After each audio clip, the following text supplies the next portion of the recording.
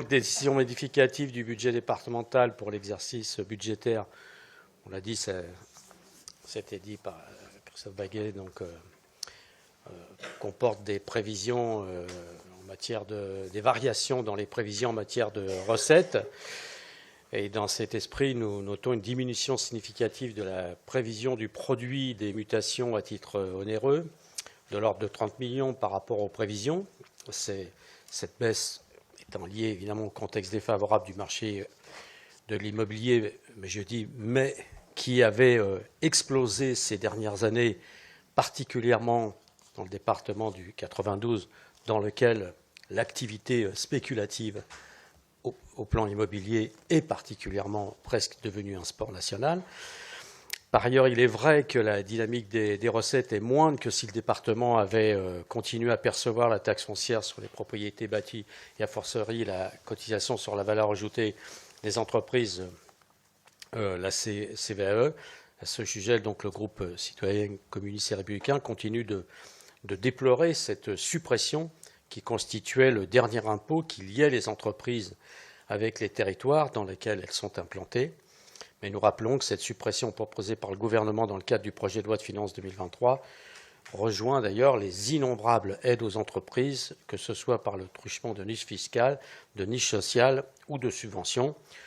J'allais dire que cette politique d'assistanat aux entreprises, c'est bien la droite qui la porte depuis longtemps, c'est presque consubstantiel à son existence, avec le soutien parfois de socialistes.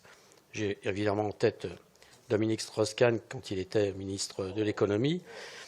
Mais elle n'est pas neutre. Loin s'en faut, ces politiques d'assistanat aux entreprises, loin s'en faut, puisqu'elle est financée par une hausse conséquente de la fiscalité des ménages, par la dette et par une détérioration des services publics.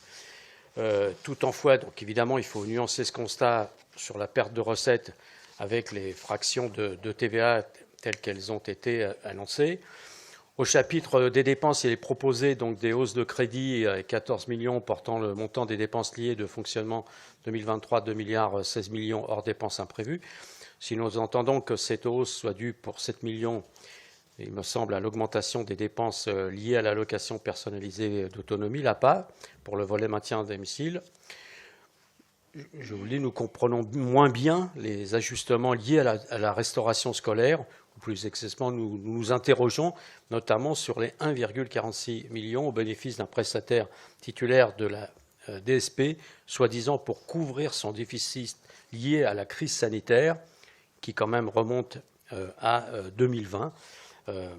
Voilà. Alors après, pour les résultats financiers globaux du département, évidemment, on verra au compte administratif de 2023 si les excédents budgétaires sont enfin revenus à un niveau acceptable. En tout cas, oui, c'est pour ça j'ai dit, on attendra le compte administratif de 2023 pour faire les comptes. En tout cas, ayons bien conscience que la demande sociale s'accroît en ce moment, une augmentation d'ailleurs à laquelle les services sociaux du département, affaiblis par des années de diète, ne sont pas en mesure de répondre, et donc ne répondent pas.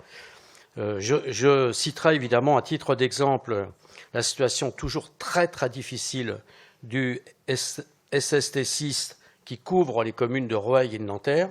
Ces personnels sont en grande souffrance en raison du sous-effectif, de difficultés de recrutement, de départs incessants, de burn-out. Face à ces situations, les équipes sont notamment dans l'incapacité de répondre à leur mission d'accompagnement social, quand bien même ces derniers relèvent d'une mission obligatoire des départements. Ce constat catastrophique n'est pas nouveau, c'est pourquoi je vous interpelle de nouveau sur ce sujet, car les effets n'en demeurent pas moins concrets. Prenons l'exemple des foyers confrontés à un risque d'expulsion locative qui ne sont pas, ou très peu, ou mal accompagnés par les services du département. Ces derniers jours à Nanterre, plusieurs familles avec enfants en bas âge ou adolescents ont été mises à la rue par le bailleur Séquence, alors que leur situation pouvait être résolue avec un accompagnement social et financier adapté. À titre d'exemple, une mère et son enfant de 11 ans ont été expulsés vendredi dernier alors que l'enfant revenait du collège. La mère n'avait a priori qu'une dette de 4 000 € de loyer et venait signer un nouveau contrat de travail. Un accompagnement social aurait certainement permis d'éviter cette expulsion. En raison de la saturation du 115 et des défaillances du département, c'est le CCAS de la ville de Nanterre qui a dû prendre en charge les nuitées d'hôtel pour certaines des familles dont la situation semblait critique. D'ailleurs, face à cette situation sociale, les associations et le 115 ont désormais de plus en plus tendance à orienter les personnes sans solution d'hébergement vers les CCAS des villes, tant ils savent que, en tout cas pour ce qui est du SST6, il est défaillant. Je rappelle que cette question de l'action sociale du département est sa compétence la plus importante.